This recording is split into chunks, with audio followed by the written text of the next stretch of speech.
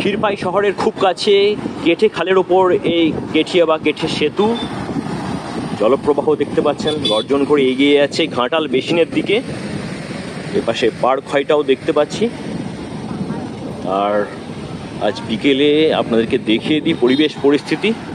আর এই খালের দুপাশে যে মাঠ রয়েছে একদম সবুজে সবুজ, ধান চাষটা ব্যাপক পরিমাণে হয়েছে।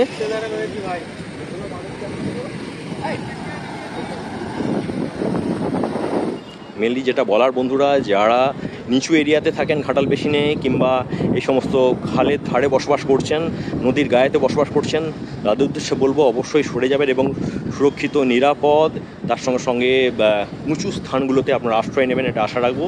রাজ্য সড়ক থেকে নেমে গেছি, এই মুহূর্তে খাল পাড় দিয়ে এগিয়ে যাচ্ছি কেঠের দিকে। কি মাছ পড়ছে গো? পড়েনি? আর দেখুন যেতে যেতে একেবারে সবুজে মোড়া ধানের ক্ষেত, ব্যাপক পরিমাণ চাষটা হয়েছে।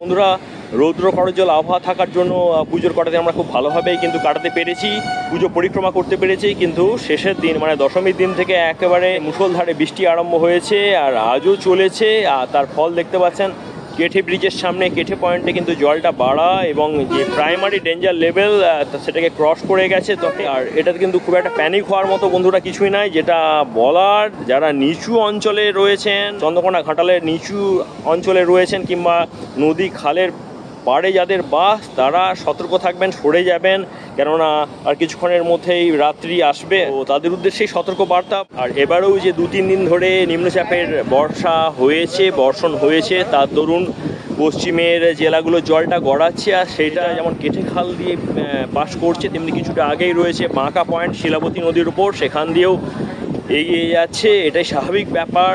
আর তবে বিগত যে 5খানা বন্যা হয়েছে, ঠিক একই রকমভাবে কিন্তু এবারেও বন্যাটা আসতে চলেছে বলে মনে করা হয়। মানে একটা ছোটোখাটো বন্যা কিন্তু হতে চলেছে, আর সেটাই আপনার সঙ্গে শেয়ার করছি। একদম রয়েছি এই ক্ষীরপাই শহরের খুবই কাছে, কেঠে ব্রিজের কাছে। এখন অবশ্য কেঠে ব্রিজের নাম আলাদা হয়ে গেছে, সিধু কানু সেতু। তো সেখান থেকে আপনাদেরকে ভাষা পরিবেশ আমাদের ইউটিউব চ্যানেলেতে রিসেন্ট আপডেট আপনাদের সঙ্গে শেয়ার করে নিচ্ছি। কেঠে ব্রিজের চারপাশের পরিবেশটা আপনারা দেখতে পাচ্ছেন। এই মুহূর্তে সারিবদ্ধভাবে একেবারে মোটরসাইকেল রাখা রয়েছে, অজস্র মানুষ এসেছেন। আর ব্রিজের চারপাশের যে পরিদৃশ্য, যে ভূদৃশ্য, সেটাকে অনুধাবন করছেন, চাক্ষুষ করছেন। মায়ের বিসর্জনের সময় আসতে না আসতেই মানে দশমীর দিন দুপুর থেকেই একেবারে এক নাগাড়ি বৃষ্টিপাতটা শুরু হয়েছে। আর সেই কারণেই পশ্চিমের জলটা কিন্তু আমাদের ঘাটাল বেসিনেতে ঢুকতে শুরু করেছে। আর বলতে বলতে অন্ধকারও নামলো। আশা করি আজ রাতে কোনো ধরনের বড় বিপদ আসবে না। বলতে বলতে অন্ধকার হয়ে এলো। সকালে কিন্তু সাবধানে থাকবেন বন্ধুরা। তো নেক্সট ব্লগে দেখা হচ্ছে, ততক্ষণের জন্য জুড়ে থাকুন, ফলো করুন আমাদের ইউটিউব চ্যানেল এবং ভাষা পোল ফেসবুক পেজকে। আপাতত টাটা।